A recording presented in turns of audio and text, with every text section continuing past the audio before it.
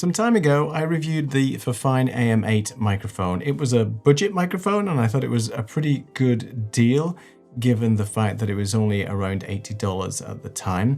One of the criticisms I had of it was that it would pick up a little bit of handling noise depending on how you had it mounted. The nice people at Fifine actually reached out and said, "We saw your video, we'd like to send you another microphone, this time with a microphone arm, to reduce any of the shock mounts." It's a different type of microphone, and this is the K688CT package from the lovely people at Fifine. So I thought, why not? Let's grab it, let's plug it in and see what it sounds like. But first, let's do a little bit of an unboxing. So this is the package that it comes in, and you get everything you need for this kit. Obviously you get the user guide, we'll put that to one side.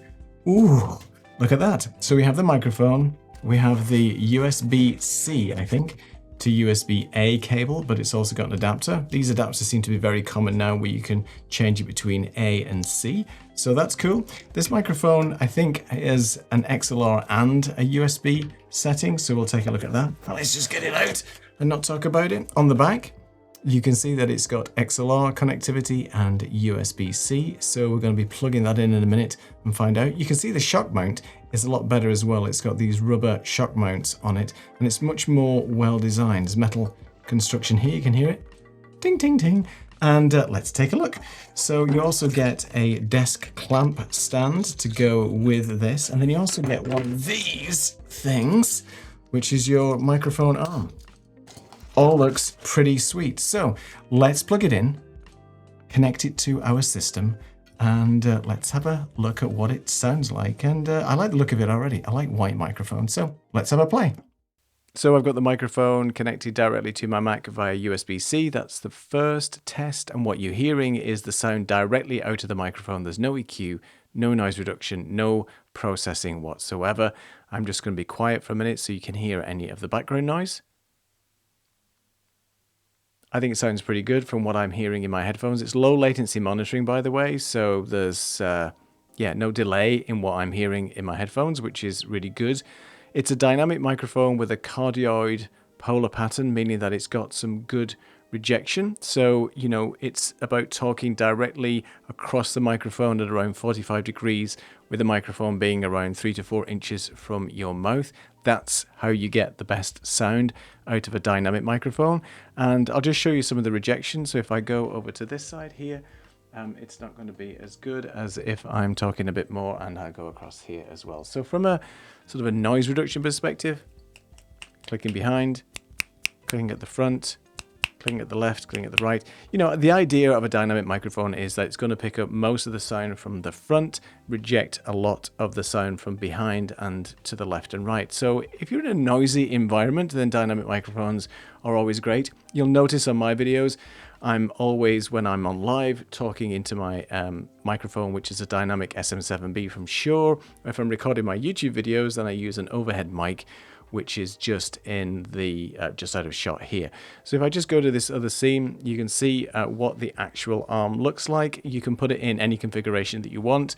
It's $72, by the way. I just wanted to tell you that this microphone is $72. So for me, the price is really good, and some of the sort of misgivings, if you like, of previous microphones in this sort of price range, you know, you might be forgiven for that. I think it's a lot better than the original AM8 that I reviewed some time back.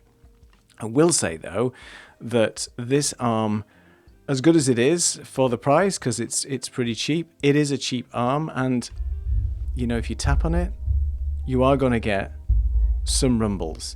So just try avoid just touching the arm and everything itself. You'll be fine. I think from a typing perspective, I'm just typing here now. I'm putting loads of things on my setup.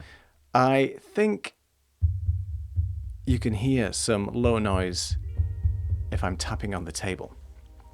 That's really just how the arm is sort of vibrating and bringing the sound into the microphone. But I think this microphone, because it's got, let's go to the wide shot here. If you look here, it's got some rubber connectors around the edge. I'm just going to touch this. This arm causes a lot of noise to go through it, I think. I like this microphone as it stands. If you put this microphone on a different arm, I think it would sound a lot better in terms of just getting the noise out of the desk and things. But I'm just tapping on the desk, and there is some low frequency rumbling that you can hear. Now, obviously, you can just EQ some of the low end out, which will remove some of the noise that you get transmitted from the desk through the arm into the microphone. It's a lot better than the AM8. Not perfect, but I think if you was to put this microphone on a different arm, then it would probably be fine. And I'm going to do that in a second just to show you. But overall, first impressions, the sound is good. You've got two controls on the back. You've got the overall gain for the microphone, and then you've got gain control for your headphones. And then on the top, you've just got the usual touch to mute button. And that's it. And that's all you have. I mean, it's a no-frills microphone, but the idea of a microphone is you want it to sound as good as possible, have some rejection, and not have any hiss or any noise that you would hear in your recording. So I'll just be quiet for one more minute. Okay, so this is the microphone using USB-C. Let's plug in some XLR magic into it now. I'll go into the Rodecaster. Again, no processing, and let's see what it sounds like. Right, so we've got the microphone connected via XLR, and no processing once again, just set to dynamic microphone settings here on the Rodecaster, and I've turned off all processing. So what you're hearing right now is just coming out of the microphone, and it sounds pretty good. One thing I will mention is that obviously the headphones no longer work when you're using XLR, because obviously it's not getting any power, so there's not going to be any monitoring capability in the microphone. So just keep that in mind. If you're just using XLR, then you've got to rely on whatever monitoring you've got on your audio interface, which is perfectly fine. That's typical for every type of microphone like this when it's in this configuration. So one thing I will mention is that with the Rodecaster, you can obviously add some tweaking to make the microphone sound different. And with the point that I made before around some of the noise that's transmitted through here, then if you apply some EQ, in fact, I've got some high pass filter. I'm just going to turn that on now. So with a high pass filter turned on, tapping on the table, I've got to tap really hard to get any of that noise that's coming from the microphone arm.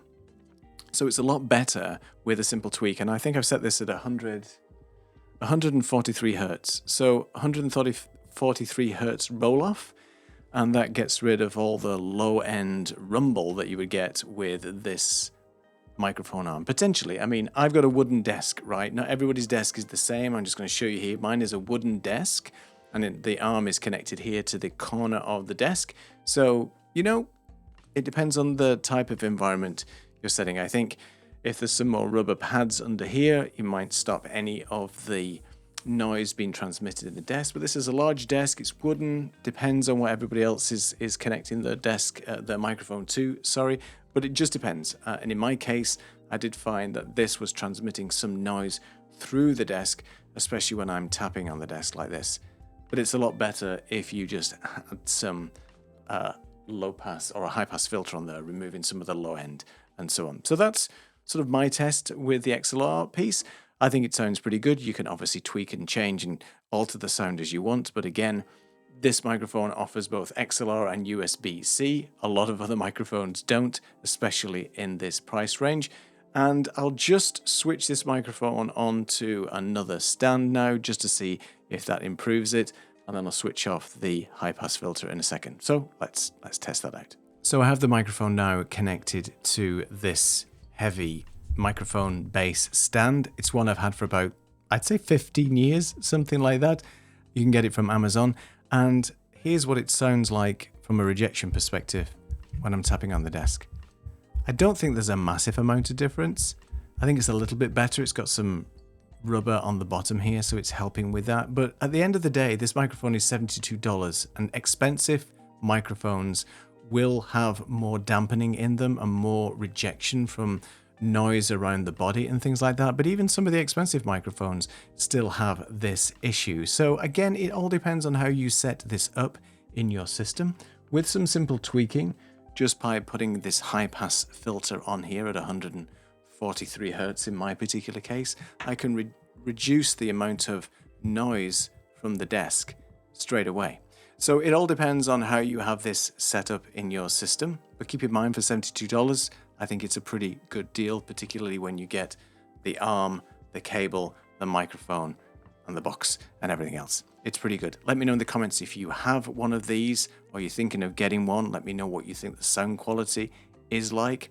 And thank you to Fifine for sending this over to me after watching my other video. It's very kind of you, very generous, and I'll see you all in the next video.